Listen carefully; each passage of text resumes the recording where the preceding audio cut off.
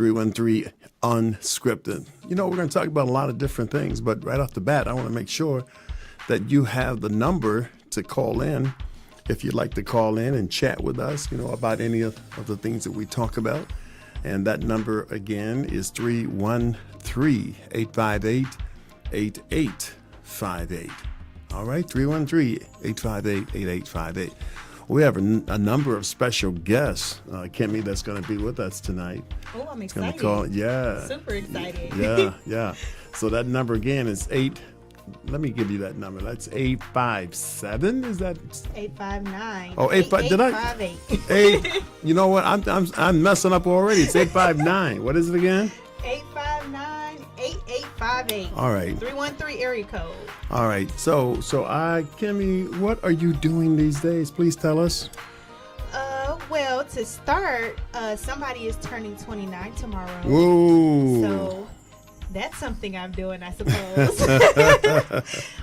Getting older, and I am super, super excited because I am in an upcoming show in the summer of 2025, and it's called God, It's Me Again, and it's written by the incomparable, amazing, legendary Mr. TJ Hemphill. All right, I got to get How much is that going to cost me, huh? I just want to know, how much is that going to cost? That was a free 99 one, but next time I'm going to charge. Oh, my God. I'm trying to get a number to my good man, Corey McClure. Corey McClure, I think he's down there in Louisiana. It's going to be one of our guests. Very nice. Yeah, and unfortunately, I gave him the wrong number, so I'm just making sure that I give him the right information. So glad to have you tonight with us on Unscripted. 313 Unscripted, and we trust that you will, call your friends and let them know that we are here, and we are just coming at you, with some news. And I'm here with my engineer, Mr. Nick. Yo. I call him Nick on my phone. I call him Nick Sandra because Sandra is his grandmother's name, and because I didn't know his last name at the time, I just put it in my phone as Nick Sandra. But he doesn't mind that at all. Is that right, Nick? Yeah. All right. So what are we talking about tonight? Our favorite topic. Oh, gosh. She said, oh, gosh. I think this might be a personal favorite for you. All right. We're going to start with some national news. Donald Trump, the Trump administration. Man, what is going on with Donald Trump? Wow. We got to get this together. I mean, this man is doing some crazy things. I mean, I'm telling you, I was looking at some of the stuff that he is doing. I mean, he called Harvard a joke. Really? Yeah, he said that they really are out of order, and we're going to talk about that in a minute. He consistently calls people stupid and dumb. He demeans them. He demeans and calls people those kind of names. Anybody that disagrees with him, I should say. Mm-hmm. Of course, he's always talking about fake news. I think he loves CNN deep down He does. inside. He always talks about CNN so bad and calls them fake news. But I really think he likes them. And believe me, he listens to them. And so there's a lot of things that Trump is doing. What else is he doing? He'd like to get rid of the chairman of the Federal Reserve. Can you imagine that? He wants to fire the guy that he hired. That's crazy. And what's the reasoning behind that? Well, because they won't drop the interest rates and whatever else. Trump knows that the economy is fluttering and doing some crazy things. So I guess he figures that dropping the interest rate would help stabilize the economy. But the Fed chairman, Mr. Powell, says, no, we're not going to do that. We're going to keep it right where it is, Another thing he's trying to do, he's trying to dismantle, he has done it, actually, the Department of Education. And I've got a very special guest we're going to be talking to later on in the show. And I'm talking about Miss Angela Moore. And she's a principal over at Commonwealth and Commonwealth Academy. And she's going to tell us how that's affecting the school system. So there's so many things that Trump is doing. I'm just wondering, man, think about this for a minute. He actually wants to get rid of Head Start. Can you believe that? He wants to get rid of Head Start. So what really is Trump's agenda? I believe the man just simply wants to be the boss of everybody, not just the institutions, absolutely. but just everybody. He wants to be the boss. Absolutely. And these kids are already suffering with their education. I mean, it went downhill when they started the No Child Left Behind program, in my opinion. And so I believe that they're just tearing down the education system, and there's always, an agenda behind everything, in my opinion. So, what's the ultimate goal? And, attacking our school systems, attacking our kids, attacking what they're learning starts at, these institutions where they learn every day how they're supposed to function in everyday life, which is so unfortunate. And you want to take those things away from these kids, and then you wonder why so many kids mindless scroll, like we talked about a couple of weeks ago, on this internet. And because the internet is going to eventually start raising them if we literally start cutting everything for these school systems.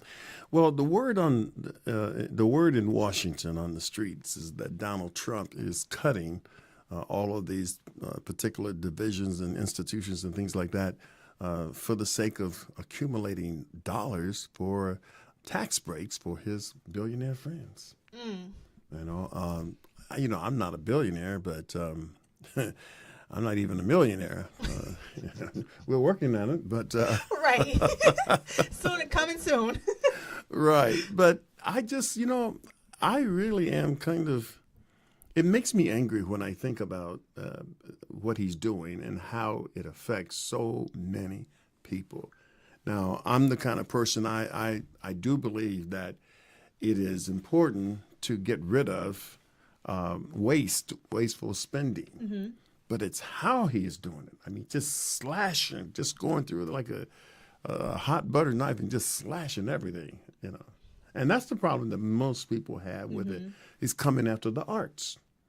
He's coming after Black history. And so when I think about what he is saying to Harvard, the oldest college in America, he has told them, hey, look, unless you do things our way, we're going to cut you.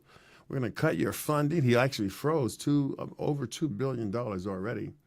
And when the president of Harvard decided that he wasn't going to go along with Trump's bullying, Trump said, okay, well, we might even take away your tax exempt status. Wow. But Harvard, I'm of the belief that Harvard is going to, I think if Trump did that, I think every university in America is probably going to rise up against. I can't see schools like University of Michigan, other schools, Michigan State, I cannot see them acquiescing to Trump's bullying. I think these schools are going to rebel against Trump. They're gonna stand with Harvard.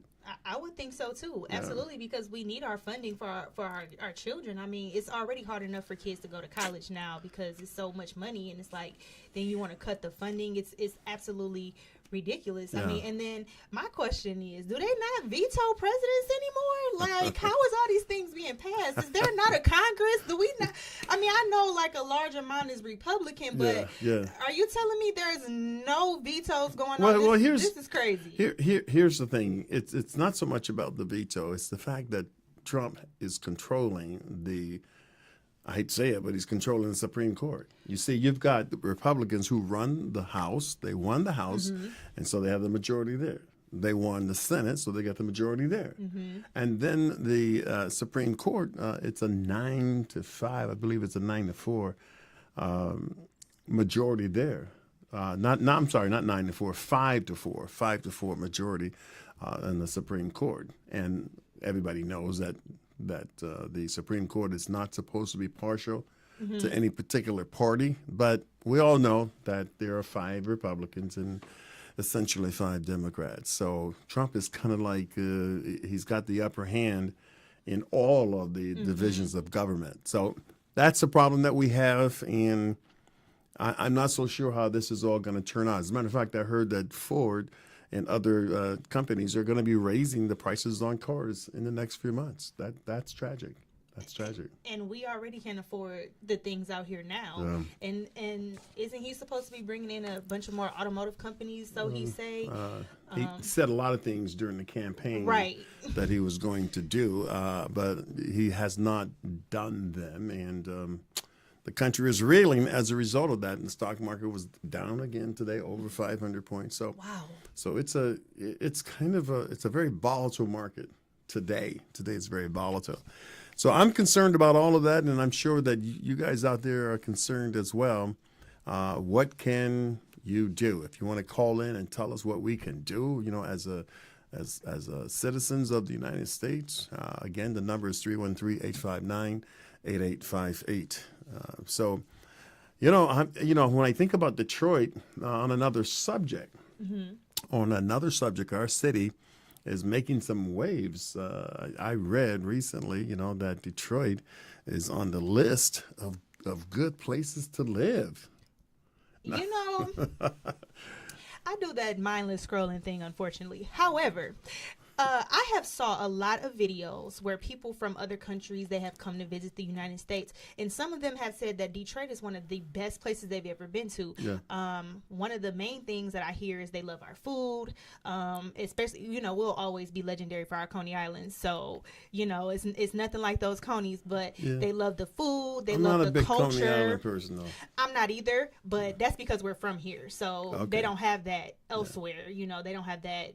It's quick, but it's not fast food. Mm-hmm. So it's, and then the menu is large, those type of things don't exist in other places. So, I think that makes us stand out. But I've actually been doing some research on Detroit, and we were once known as the capital of Detroit. We were the last stop on the Underground Railroad, which was something that I never knew, which was an amazing fun fact to me. So, I think people are really embracing our culture. We are a phenomenal group of people. I would say I love being from Detroit, and I would say when I do go out of town, it's nothing like it's almost like you can attract those from Detroit. Like you run into people and be like, "You from Detroit?" And they be like, "Yeah, me too." So I think we just have an energy about us that people love. But the next question is, are you from the east side or the west side? Oh, what did Tupac say? West side till we die. Whoa. And that's what you gotta know. You know what? Listen. Okay. Listen. All my east side friends, you heard it from Kimmy Komet, okay? If I got some east side dogs out there, y'all make sure y'all call in. Oh, my God. 859, okay, 859-885. Listen, what is it again? 859-88, all right, 58. I got to get that number dead in my mind. Yeah, I'm from the east side, and I'm proud of that east side. Hey, as a matter of fact, I'm from the Brewster Projects. You don't know anything about that, don't you? Yes, I do. My family grew up in the Brewster Projects. Are you kidding? Yes, sir. What street? Do you know? Do you remember? I don't. So I grew up on Avery, off of Alexander Ring, Westmore. Avery. But my family grew up in that area. Did you hear what she said? Avery. First of all, are we hating? No, we're not hating, but Yeah, that's what it sounds like. No. What I'm trying to say is that you have to say the address like this: 576 Erskine, between St. Antoine and Bellevue. Listen, if you're not from the Brewster Projects, man, you don't. Well, I'm not from the Brewster Projects, so I'm just saying I know about it. My family is from there, so hold I up. ain't hating on it. Okay, so hold up. What high school did you go to? Me, I went to Southfield Lathrop. Wait, hold up. She's from Detroit, but she went to Southfield Lathrop. Now, what kind of mess is that? It was not my choice. Oh, okay. But you were a kid, so you had to go wherever mama. Exactly. So I had to go where I was told to go. However, I wanted to go to Renaissance. I wanted to go to Renaissance very bad, and then I wanted to go to Cass. I can see that because you're a very sagacious and intellectual young lady. Thank you. But all my family are from the what's that school that closed? The Hood?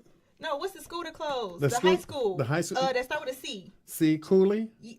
Cooley? Central? No, Central's still open, I think. No, not Central. Start with, Commerce. Commerce? No? No. Not Commerce? No. Murray Wright. I am tripping. Oh, Murray Wright starts with a C, ladies and gentlemen. Listen, calm down. I can't keep up. I'm trying to keep up with everybody, okay? Murray Wright is where most of my family went to school. Yes. Murray Wright was a good school. Yes. We were kind of afraid of Murray Wright. They were kind of latecomers, Now, I'm from King High School, What? I can't believe she even did that. King High School, Martin Luther King High School. Actually, I got to be honest. It was not King when I went there. It was actually called Eastern High School. So if I got any Easternites out there, please call in. Wow. Okay, but don't worry about that. Don't try it. See, she's trying to slip that one in.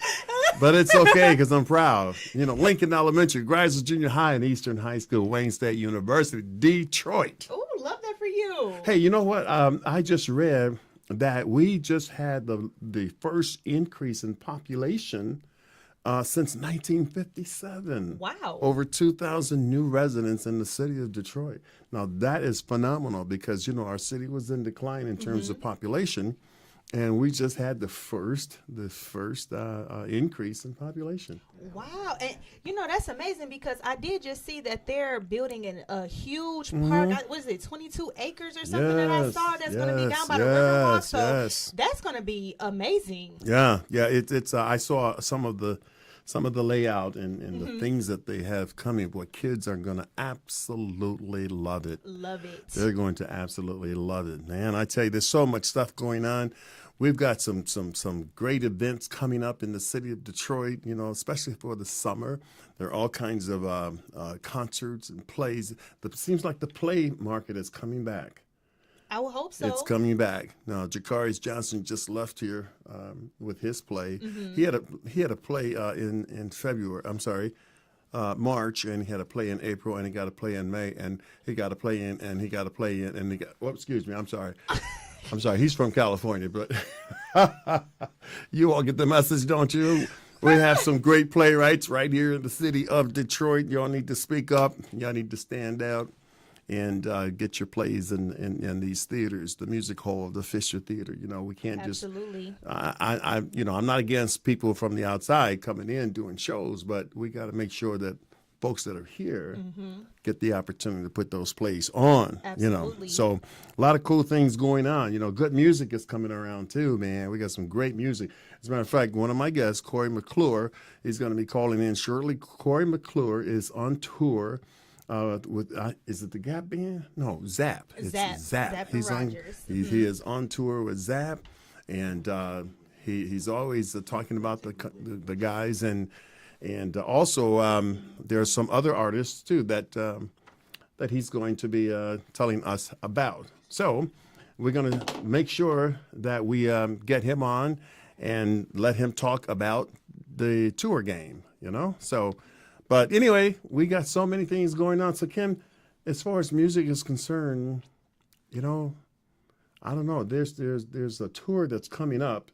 It's a couple. What is that tour you were telling me about? So before that one, we have October London and Tamar Braxton, the new Grammy Award winner, October London, who sounds so much like the legendary Marvin Gaye. Hold up. We were talking secular artists. And Nick, my engineer, is over there saying, "Yes, Lord, yes, Lord." My God, from glory. All right, so the tour that you're talking about, these are artists that actually produce music. I mean, real music. Oh yeah, absolutely. I'm not talking about Gen Z music. Oh, absolutely. What you trying to say, dog? well, you know that's that gap that's there, but. You know, I think we leave out the transition that was made from the 60s up until where we are now, because the 80s and the 90s were very freaky, and those were not our years. You know, hold up, guys. Listen, the 80s and 90s music might have been a bit freaky, as you just said, but see, I came up when music was music. You know, things like My Girl, you know, and you know, Baby, and you know, stuff like that. It was different. It was real music that spoke to the heart of people. Because the generations today, they don't seem to know anything about the heart of people. Well, I can't necessarily agree with that, because I think that there are a lot of underground artists that do not get the recognition that they deserve. Me, personally, I don't listen to the radio, but I know a lot of artists that are love songs like... You know what? I'm glad you said that. You don't listen to the radio. I do not. So... Okay, so how do you get your music? Well, I normally I'll watch videos on YouTube of people just doing like random performances, or I'll listen to like a mix that's made, and 9 times out of 10, like on Apple Music or Spotify, if you look up an artist, they'll play similar artists to that artist. But a lot of times, some of them are unknown artists, or I find them on Instagram or things like that, because they don't get the recognition that they deserve because they're not doing the same type of music that's being played on the radio today. Now, I asked her that question because, you see, I mean, look, the reason why Kemi is here, in addition to the fact that she's intelligent, but she has that ability to coach and teach old schoolers like me. So that's why I asked you, how do you get your music? Because 92.3 in other stations, you know, what's the station? 109.5, I think? 104. 104.9. With my man, oh gosh, what from the Voice of the Detroit Pistons. That's Mason. Those guys are still kicking it out real hard, you know, and doing such a great job. I love Mason. That guy, man, I'm telling you, he is the ultimate DJ. I mean, he and 92.3's McBride, Gerald McBride, these guys are just, they've been around a long time. A long time. And Gen Z could learn something if they just tune into those stations. You know? Well, you know, they probably could learn something, too, if they tuned into the Gen Z. We won't debate that on this program today. Well, why not? I mean, okay. Because, like I said, there are a lot of artists that do not get the recognition, and we're talking about, you know, we're not giving people opportunities, just like we talked about the Play World. Okay. So we have to give people opportunities. Like, we have Snow Allegra, we have Jasmine Sullivan. Wait, who was that? What was that first name? Snow Allegra. Snow Allegra. Yes, we have Giveon. Who? Giveon. He's a singer. He sings about love. Giveon. Vincent Boone. There's another one. Vincent Boone. Vincent Ray, Boone. that's another one. Yeah, so there's a lot of artists out there that actually make genuine music. Okay. But they're not given the opportunity. They're not getting, okay. So when you say, well, how do you know about them? Is it just because you go on underground somehow or another? And Pretty much. I mean, or if you just look it up. I mean, if we open up our minds and realize that it's not always about back in the day. Okay. Because things evolve. All right. But they can also evolve to get better. But here's not always worse. But here's something that I think we have to really take a hard look at. Again, the music in my day had to do with the heart, had to do with, you know, I think about songs like Please Mr. Postman. Now, that sounds corny to you guys, but the music of today, I mean, it's so sensual and sexual and just, it's like anything goes. They say anything, you know. It's just, I don't know if that's good for the generation of children that are coming up. Well, I don't know if you're listening to what I'm saying then, TJ. Well, what did I miss? Well, because I love Mr. Postman. Let's start with that. I What do you know? grew up with my grandmother, so I listened to Marvin Gaye. Wait, I wait, listened so to Diana Ross. My husband is Michael Joseph Jackson, and I will stand on that 100%. So all the old school I love. Your husband is who? Michael Joseph Jackson. I did not know you was married. I am, yes. Oh my gosh. Yes. Congratulations. Thank you so much. Kemi Komet, ladies and gentlemen, Kemi Komet. She is really, really something else. If you want to comment, you know, please feel free to comment. We got some comments. Read a couple of those comments. Alrighty. So I'm waiting for Corey McClure to call in. We have some comments on Trump. Miss Monique, she said that he was an attention seeker, and she also agreed that the internet is definitely raising our children. She also said that Detroit needs more good vegan restaurants, which I agree, because one of my favorites just closed down after 5 years. Save-By. That's not good. I know, and they were so good. Yeah. They were right next to the old Church's Chicken, right off of Woodward. So you were a constant customer there? I won't say constant, but it was one of my favorite restaurants. Okay. Yeah. So, and she actually announced that she is also in a stage play, which is amazing. She is a wonderful, wonderful actor. Her name is Monique Wachowski. And her name is Callie. She is in the play called A Blended Family, written and directed by Andrew Yeager. And it will be May 17th, 2025 at 5 p.m. at the Warren Civic Center. So please check her out. She's an amazing actress, and I'm pretty sure that the show will be amazing. And show love to our Detroit talent. Absolutely. We got a lot of talent here in the city of Detroit in terms of actors, actresses, directors, writers. I can name several: Darren Brown, Dennis Reed, Janaea Black. I mean, The list goes on and on. Giovanna Pozan, all with her new movie, The Dark Side of Beautiful. I mean, it's just so many cool people out there who are doing some really excellent work in terms of movies and plays. So Detroit is well represented, especially on Tubi.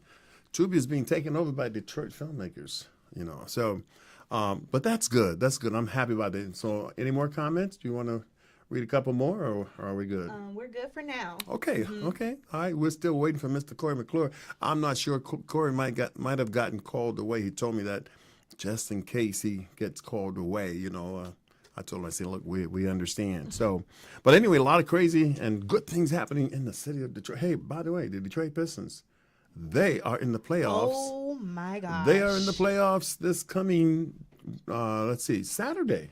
Yeah, they'll be playing the New York Knicks.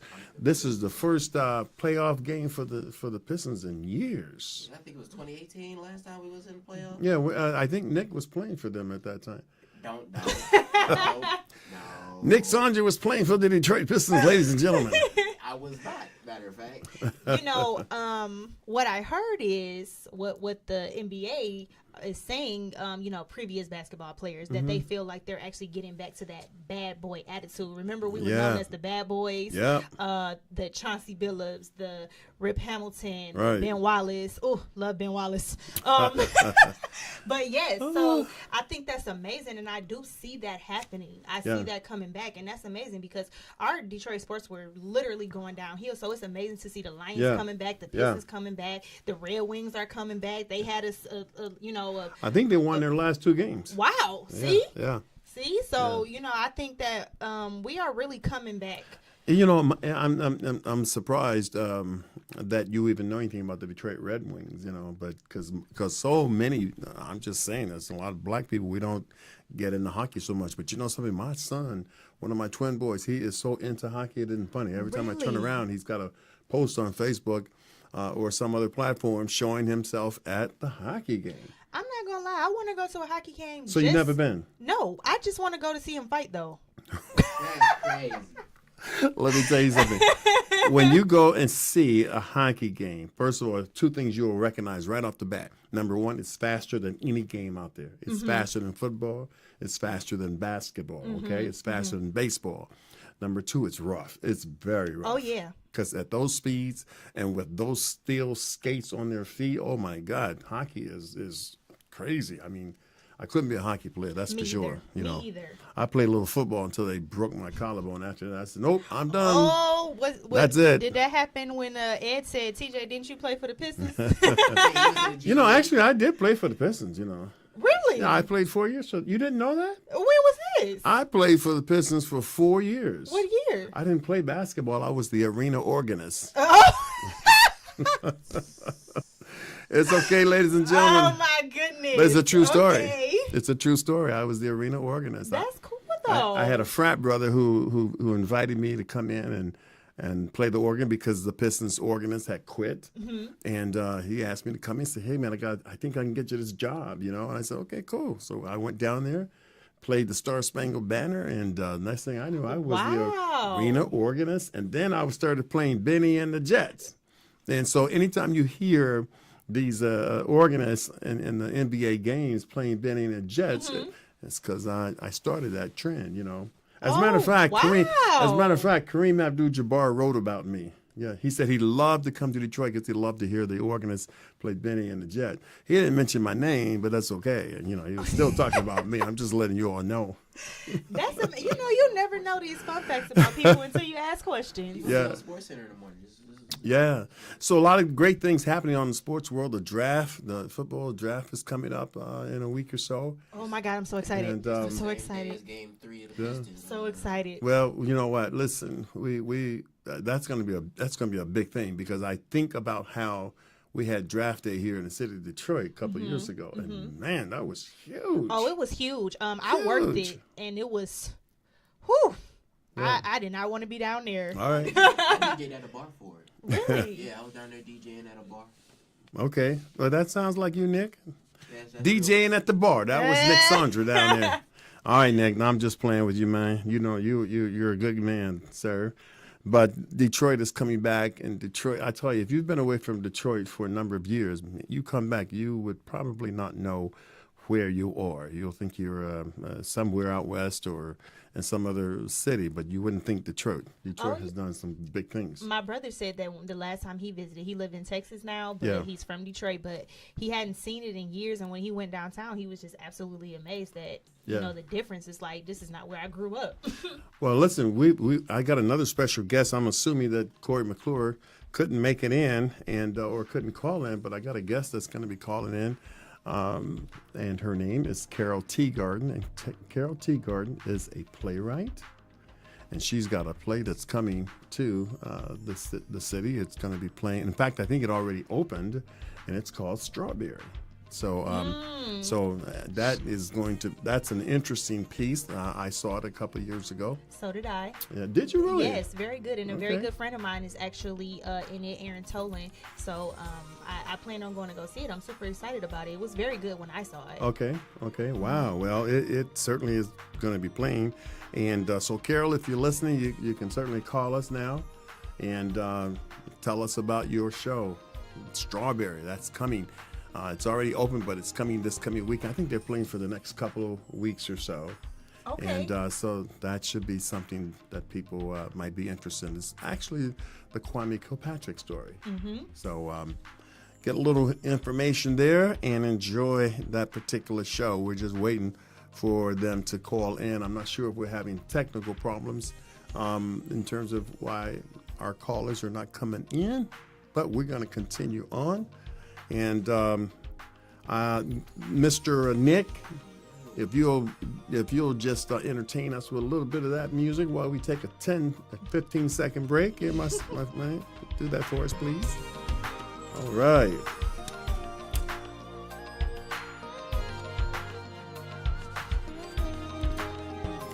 The music you're listening to is from Paul Paisley Hempfield. That's my son.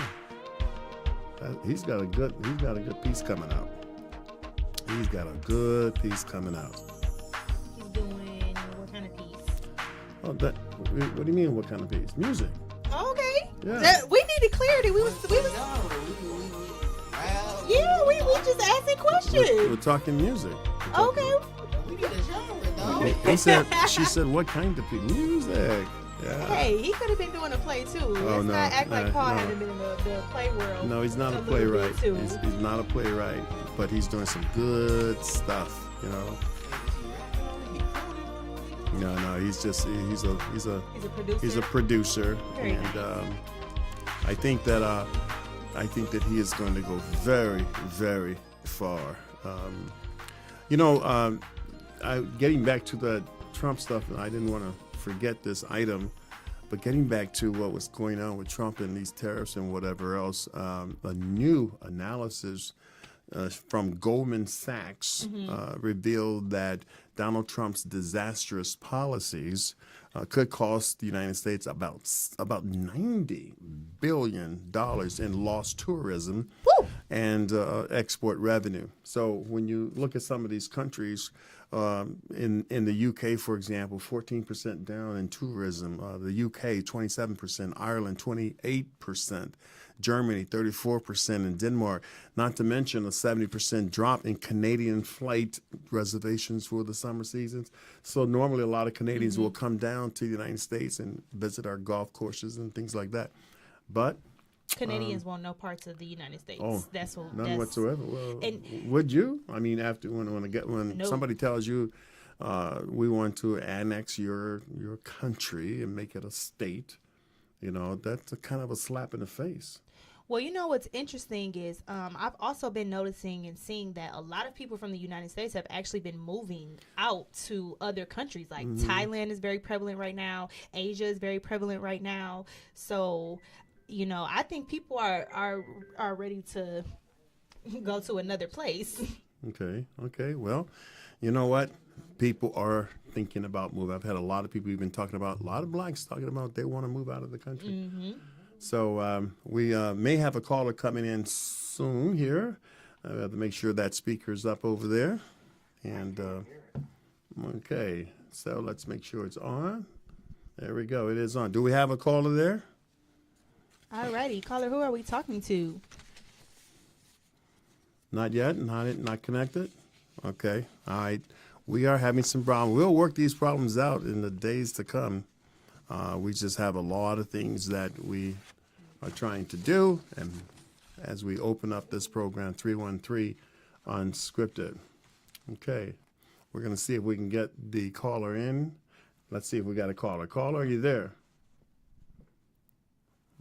Okay. We're not activating the caller. Okay. I think they hung up. So, all right, that's okay. All right, let's talk a little bit about some movies and some TV programs and who's watching BET and why are so many of these programs. I want to ask this question. Why are so many programs, and you might have the answer to this, why are so many programs on BET so sexually driven? What happened to the good movies?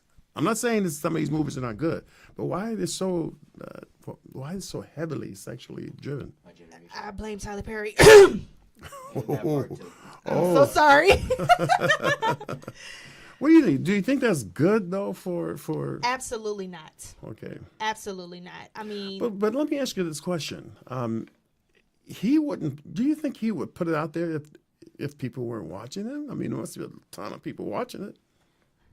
I mean, unfortunately, we love ghetto.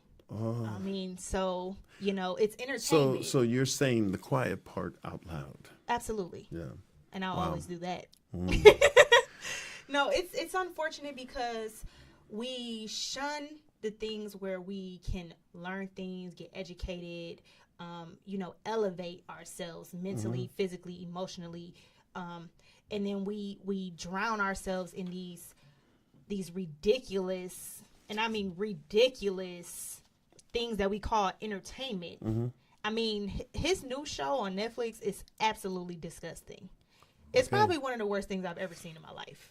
Outside of the terrible acting, but the writing and the what he's showing, like the homosexuality, and it's so explicit. It's like it used to be very subtle, and now it's just like plain as day, like straight guys on each, and that's why. Yeah. Why do we need to see that? I don't know. It's real for me. It's very troublesome because these networks are not exclusive to just adults. I mean, you got kids watching a lot of this stuff. That's who they make it for. Think about it. TJ, think about it. That's who they make it for. Well, they may make it for the kids, but that doesn't mean that it's healthy for the kids. Of course, I'm not saying that it's healthy. So they make it for them because. So I know. I hear what you're saying. I hear what you're saying. Oh no, I'm not arguing. I got you. Yeah, I hear what you're saying. But you got to realize and understand that, from my perspective, being a former school teacher, I see the damage that is being done to our kids. They can recite a sexually driven song so much better than they can what is it?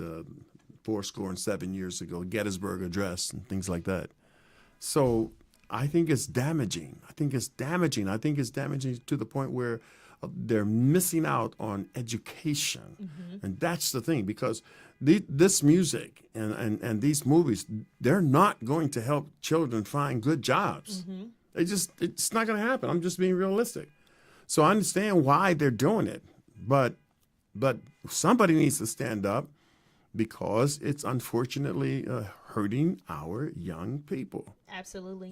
So Ryan Coogler has a new movie coming out. I think it's called Sinners, and everybody is talking about going to see that. I want to go see it and see what it's about. He got 100% on Rotten Tomatoes. Ryan Coogler is one of my favorite directors. Favorite of all time. Like, he made Fruitvale Station, which drew attention to the black man that was wrongly killed by the police. He made Black Panther. So I love his content. Absolutely love it. So I'm super excited to see Sinners, and even Spike Lee said it was one of the best movies he's ever seen. Wow. Yes. Wow, that's big. That's big. Well, I heard that they have expectations that this coming weekend the movie is expected to rake in about $45 million or just over the 3-day weekend. So that's pretty successful. Michael B. Jordan is the star, so. I was about to say, you know how many girls got a crush on him? Well, How many dudes got a crush on him? well, he's a star, but you've got to realize that he's done some good work. Oh, Black Panther. I mean, come on. He was in both Black Panther. Yeah.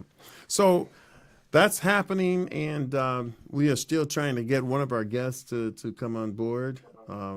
Let's see who we got here. Alrighty, caller, who are we talking to? Who are we calling? Hey, TJ. Yeah, who's this? Is that Corey or Ed? This is Ed, man. What's up, man? How are you? Hey, listen, I just want to say, you were talking about the content of these movies out here. And, I think it's horrible.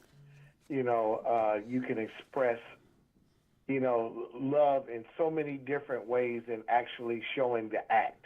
Mm-hmm. You got to remember these actors and actresses, they're going to have kids one day. Right. And kids are cruel. He's like, hey, I saw your mama on YouTube last night, and my God, or look at our current president's wife. She's on the wing of an airplane, legs east to the west. They're showing that. Wow. So, all the old actors, all the greats, Sophia Loren, give me some other, Julia Ormond. Okay. Sandra Bullock. No, they don't be showing that. Okay. Elizabeth Taylor, they don't do that. And they were deemed some of the greatest actors in the world. Yeah. But we get, some of our folks doing this, and they're so quick to come out the clothes, and when they do, Mm-hmm. then they're done with you. Yeah. Angela Bassett, you can use her for example. Angela hasn't done, nudity in her movies, and she doesn't get those movies flowing in like that. And then once they do get it, like take Halle Berry, for example, in Monsters Ball. That was so explicit and so horrible to look at, but she gets an Oscar for that. Mm-hmm. Yeah, I think that is it's unfortunate that has happened, that you don't get an Oscar until you start to strip a little bit, but it is the way the game is running, because as the old expression, sex sells. It's unfortunate. And but Ed, I appreciate you so much for calling in, sir, and sharing your comments. Because I've got on standby Miss Angela Moore. She's going to be calling in just shortly. But thank you, sir, because your comments are you're well appreciated. That Ed Gaines, an actor himself. Thanks, Ed. Appreciate it. So what he is saying does make a lot of sense, though. Oh, absolutely. Yeah. So you people don't get the credit that they deserve simply for being a great actor. Mm-hmm. An actress, you got to take off your clothes. Well, I don't know. Some actors don't do it, and some do. I guess money talks, huh? Well, I mean, for me, would you? Well, no, I won't even ask you the question. I For won't me, even go there. I'm very, very strict on the things that I do. So I don't do any nudity. I don't do things that make me uncomfortable or anything where I have to show my body. Because to me, that's for me, and that's for whoever I am blessed to spend the rest of my life with. That's not for the world to see. So yeah, well, that's a great position to take, Miss Kimmy. By the way, did you say today was your birthday? tomorrow. Oh, tomorrow's your birthday. Tomorrow. You all make sure you go on Facebook It's Friday. and okay, so they're over here clowning while I'm trying to. Anyway, So sorry. I didn't know. We've got Angela Moore. Did she call in yet? Okay, she hasn't called in. Okay, so I think she's trying to call in. We got to clear that line over there so she can get in, because I do want to talk to her about the education and what's happening and how it's affecting the Doge. The number again, and I don't know if I misquoted that number. The number again is 859-8858. So I may have given somebody a number 858, but it's 859. Okay, so let's see what we've got here. All right, we've got again. I'm enjoying these topics that we're discussing, and I'm glad that you guys have tuned in. You're listening to and watching 313 Unscripted. That is the name of the program, 313 Unscripted. So we're going to just bring you as many interesting subjects as we possibly can. Next week, by the way, we're going to be talking about golf. We're going to be talking about golf next week, and women in golf. We got Carol Teagarden on the line already. Okay, I'm here. Okay, so Carol, hang on 1 second. I want to tell Angela, just stand by. We got backed up a bit, but we're going to make room for you, Angela. So don't go away. Please don't go away. But right now, not you, Carol, not you. We have Carol Teagarden on the line. She is the writer and director of, or writer at least, of the new play Strawberry. And it's not really a new play. This is your second time doing it, correct? It's the third time. Actually, I've done it twice, about 8 years ago. Okay. And then I decided it wasn't finished, so I wanted to finish it. It was unfinished. Yeah. Tell us. And Tell us quickly about the show. Okay, well, it's about the story about the Kwame Kilpatrick, former Detroit mayor, and all his trials and tribulations. To make it very short, during just into his career, he was doing so well, and then he had all these things that started to happen, and it led to him having this thing with his deputy mayor. And basically, I think that was the reason he went into prison for 27 years, because they really couldn't get him on too many other things, but they did get him, and they got him in there, and they gave him a long time. Many people felt that was too long of a prison sentence. Okay. But he was serving it. He became an ordained minister while there, and then he was pardoned by Trump. And I thought that was interesting. I thought that finished my story, because he's continued to be a minister, and he has a podcast. He often preaches in and around Detroit churches. And I think everybody has a chance to redeem themselves. And he did. And I think he asked the city forgiveness in one of the places where he went, and he said the city has forgiven him. Mm-hmm. Well, I don't know about that, but I think a lot of the people in the city have. I don't know how other people think. I just think about what I feel myself. I have a daughter who's exactly his age, and at 30, I don't think she could have run a city very well. Let me ask you this, Carol. I don't mean to cut you off, but let me ask you this. When you first did the show, did you get a lot of blowback from the show for people who are truly Kwame Kilpatrick supporters? I got a lot of blowback when I was out promoting it. Oh. I go right out. I mean, I go into the Avenue of Fashion and talk to the people at the stores, and I go downtown to some of the city clubs, and then I go into Royal Oak or into Ferndale and talk to people. Yeah. And the further out, I hate to say this, but the further out in the suburbs I got, the more unforgiving they were. Oh, jeez. Not unexpected. Yeah, in Detroit, I got a lot of people saying, in fact, many people saying, give him another chance. Yeah. He remarried. He has I think he has one child. Mm-hmm. I'm not sure. He might have more. And he talks about this. Okay. On his podcast. I've listened to his podcast, and it's not any secret. He's not trying to say, he didn't. He asked for the city for forgiveness. Mm-hmm. And so I just thought that was a remarkable story. And so I lost $6,000 on this play already, but I did it for me. Well, let me ask you this, because we're running out of time, but we don't want you to lose any money on the show. Where is the show playing? And where is the show playing at this point? Oh, it is playing at the Marygrove Theater on the Marygrove campus. They call it the Marygrove Conservancy, mm-hmm. and that's 2584 West McNichols, Detroit, and it's just past the Avenue of Fashion on Livernois. It might be about 3 blocks down on the left. At the Marygrove, you'll see it. And when are the shows? When are the shows? Well, they were 2 last weekend and 2 this weekend on the what 18th. time? 18th at 8 o'clock. Okay. 8 p.m. And on the 19th is a wonderful 3 p.m. matinee that is really getting filled up. Okay. And Great. we're having a reviewer come in. We're going to have music. Okay. We're going to have snacks, refreshments, and it will probably be the most fun day. It's, All right. It's not Sunday. It's the 19th. Did I say that?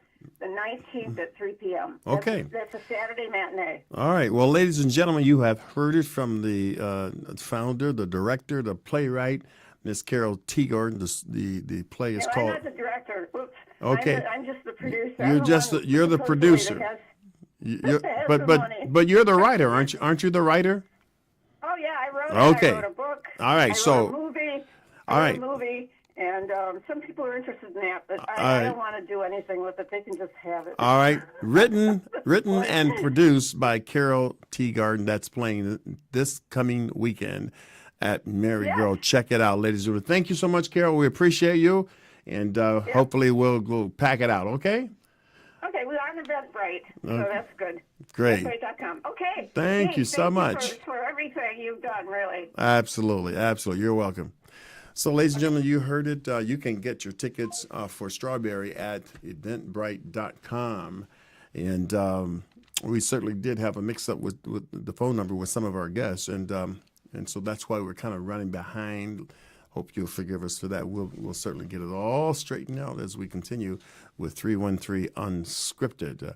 We have been talking about Trump's program and how it's affecting the educational market, and how, I shouldn't say market, I'll just say school systems across the United States, even right here in Detroit.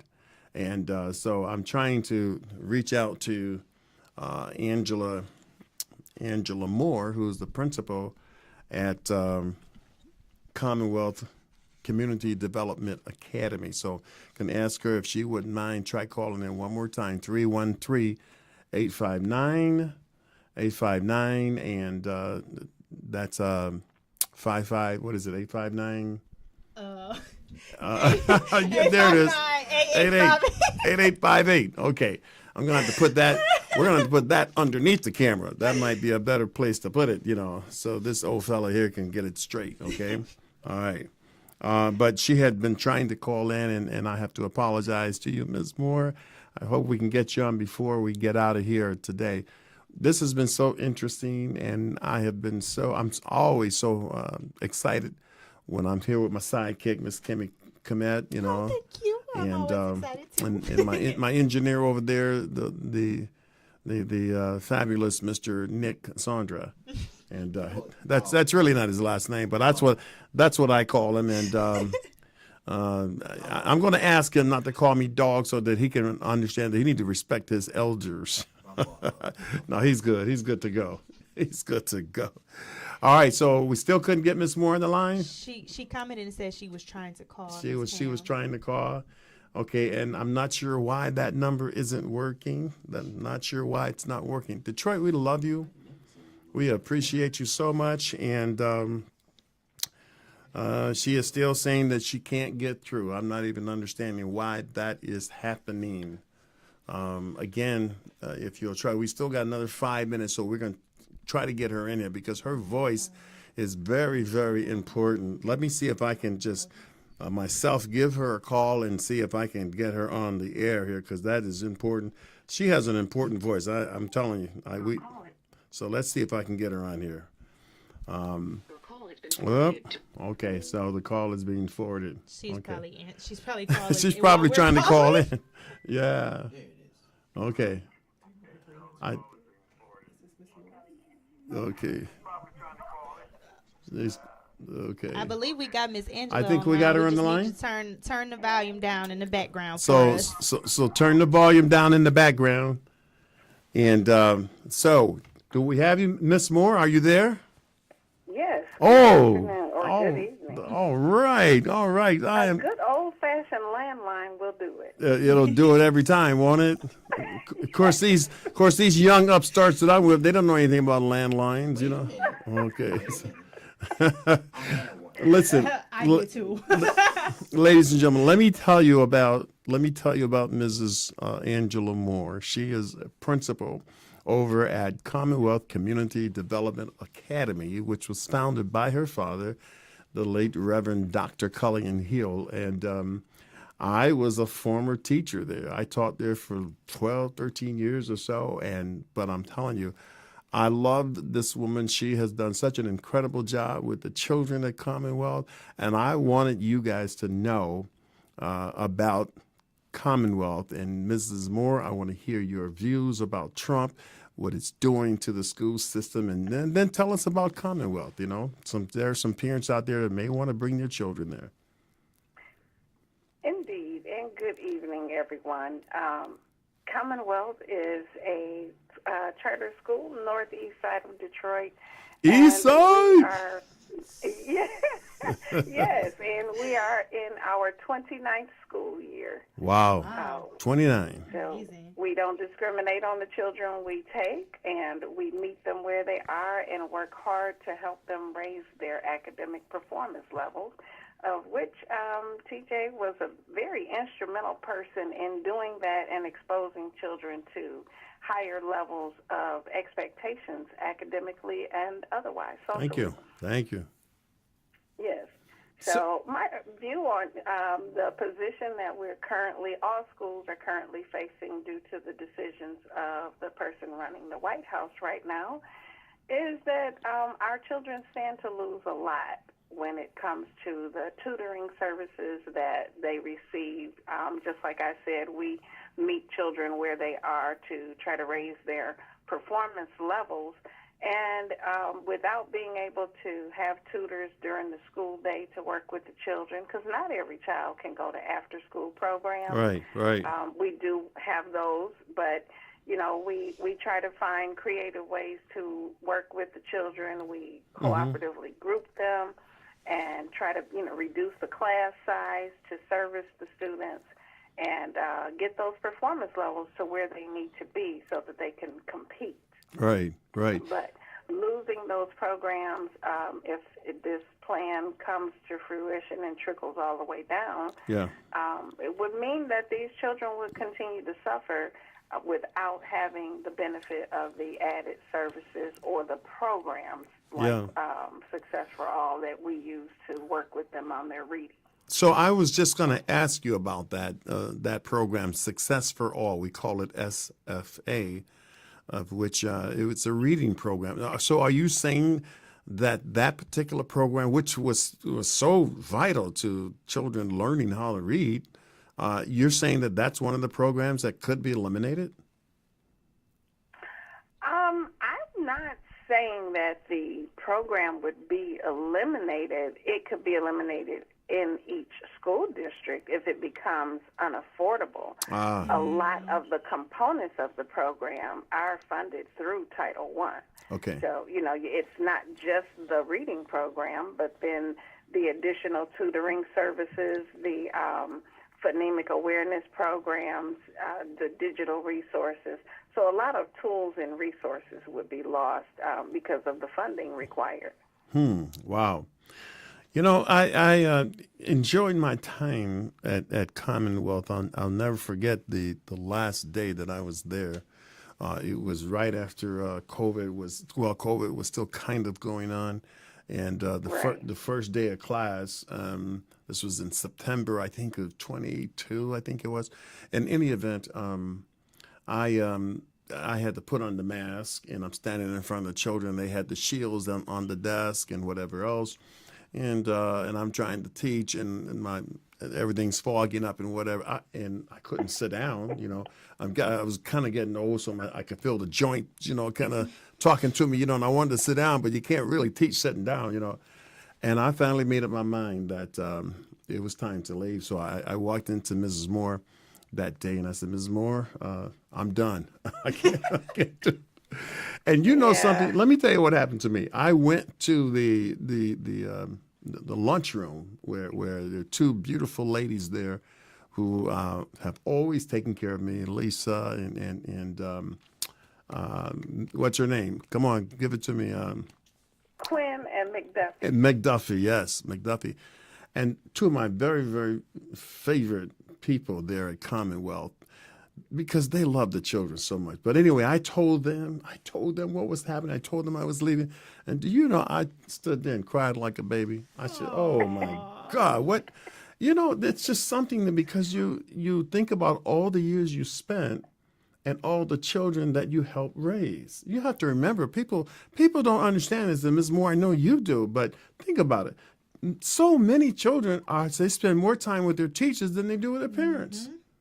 So Absolutely. so we sort of become their parents, during the day. But people, listen, let me tell you, Commonwealth is a very special school, very, very special. The teachers there are really absorbed into their students, and the students love them, and they just do such a great job. I just wish we had more time, and I wish I had more time to tell you about Commonwealth. We're going to have you back at some point, Mrs. Moore, because I have to apologize for the technical difficulties that we had. But we're going to have you back again. I appreciate your patience, and thank you for being one of the most outstanding principals in the city of Detroit. Ladies and gentlemen, Miss Angela Moore. Yeah. Thank you, Mrs. Moore. Thank you for the opportunity, and I would love to come back whenever you'll have me. We certainly will be calling on you. Have a good night. Thank you so much. You all do the same. Thank you. All right. Ladies and gentlemen, that's going to do it. We're running a couple of minutes over. Thank you so much for tuning in to 3 Unscripted. We love you. We'll see you next week at 8 p.m. And make sure you tell your friends Unscripted. And we're going to get more and more. I don't want to say polish. That's why we call ourselves 313 Unscripted.